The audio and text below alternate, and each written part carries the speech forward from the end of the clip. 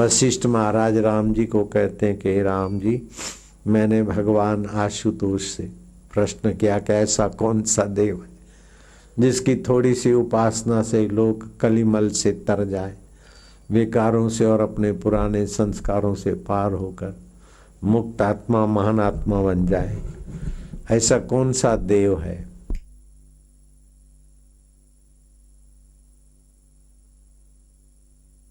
की उपासना वृकासुर की नहीं, शरीर काट काट के हवन करने वाले तो सब है नहीं, और वो इतना भी किया तभी भी आखिर तो वही मर गया। ये तामसी उपासना है।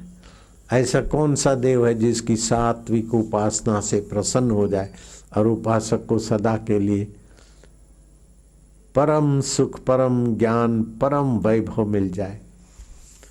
तब भगवान आशुतोष चंद्रशेखर बोले कि मुनि शार्दुल, तुम्हारा ये प्रश्न लोगों के मंगल में तनिक भी देर नहीं करेगा। इस उत्तर को ध्यान से सुनना। स्वर्ग के जो देवता कहे जाते वास्तविक में वे देव नहीं है। इंद्र भी 33 करोड़ देवताओं का स्वामी भी वास्तविक में देव नहीं है। वरुण भी वास्तविक देव नहीं है। कुबेर भी वास्तविक देव नहीं है। ब्रह्मा जी भी वास्तविक देव नहीं है। बोलो, ये शिव जी बोल सकते कैसे? सत्य वक्ता, स्पष्ट वक्ता, ज्ञान पुंज के। विष्णु भी वास्तविक देव नहीं है। मैं भी वास्तविक देव नहीं हूं। क्या सच्चाई है, क्या उन्नत विचार है। लेकिन ब्रह्मा, विष्णु, महेश में, तुम में, हम में जो चिद्घन चैतन्य आत्मा है वही वास्तविक देव है। ये शिव जी नहीं बोलेंगे तो और किसकी ताकत है? शिव जी बोल रहे हैं मैं वास्तविक देव नहीं हूं। विष्णु भी वास्तव में देव नहीं है। ब्रह्मा भी वास्तव में देव नहीं है। लेकिन ब्रह्मा, विष्णु, तुम, हम जिस चिद्घन चैतन्य से प्रतीत होते हैं और सब कुछ चेष्टा करते हैं, और सब कुछ मिटने के बाद भी जो नहीं मिटता वो अंतरात्मा परमेश्वर, देवादिदेव ब्रह्म परमात्मा ही देव है। 13 निमेष मतलब 13 सेकंड उस देव की जो उपासना करता उसको जगत दान करने की पुण्याई प्राप्त होती। 17 निमेष, निमेष माना लगभग सेकंड, 17 निमेष उस देव की आराधना में जो चुप होता है, शांत होता है, उसे बाज पे यज्ञ करने का फल होता है। एक मुहूर्त उस परमात्मा देव में जो शांत चित्त होता है उसे राजसु यज्ञ करने का फल होता है। एक पहर माने 3 घंटे उस परमात्मा देव में जो निसंकल्प रहता है, शांत,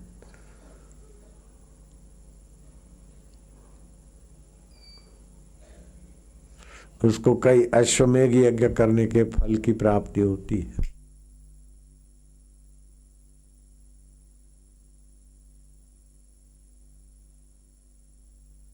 हे मुनि शार्दुल, जिन संतों के दर्शन से और वचनों से संसारियों के पाप, ताप, अज्ञान, राग, द्वेष का शमन होता है, जिन संतों के दर्शन करने से लोगों का मंगल होता है, ऐसे वो संत भी परमात्मा देव में शांत होकर लोगों का मंगल और कल्याण करते। वो कल्याणकारी देव परब्रह्म परमात्मा है।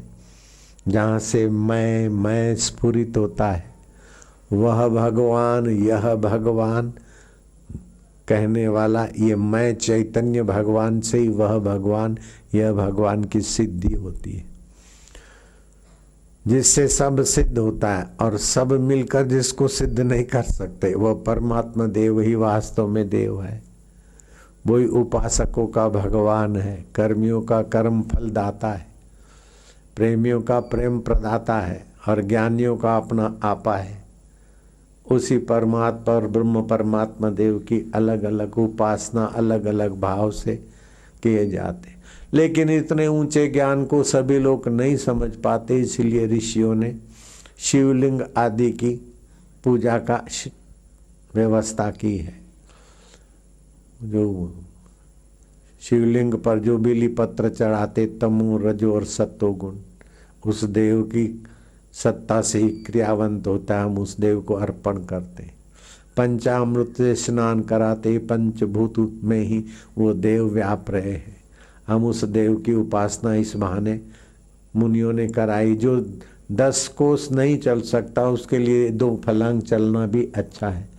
जो सत्संग के द्वारा अंतरात्म देव की उपासना साधना सत्संग नहीं कर सकता, उनके लिए बाहर शिवलिंग निराकार देव की स्मृति के लिए व्यवस्था की गई है।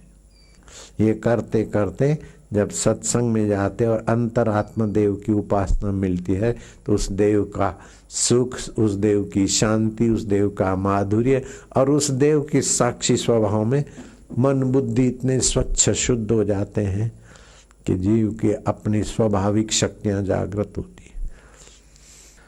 तो आज तो आप जप करें और जिसको वायु तकलीफ हो वो बम बम बम जप करें और बिली पत्र का थोड़ा उपयोग करें तो गठिया वायु में आराम होता है।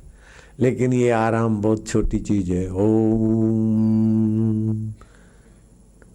नमः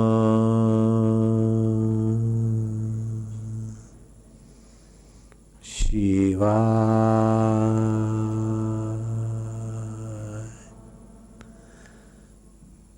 तो जितना दीर्घ उच्चारण करेंगे उसमें संकल्प विकल्प नहीं होगा।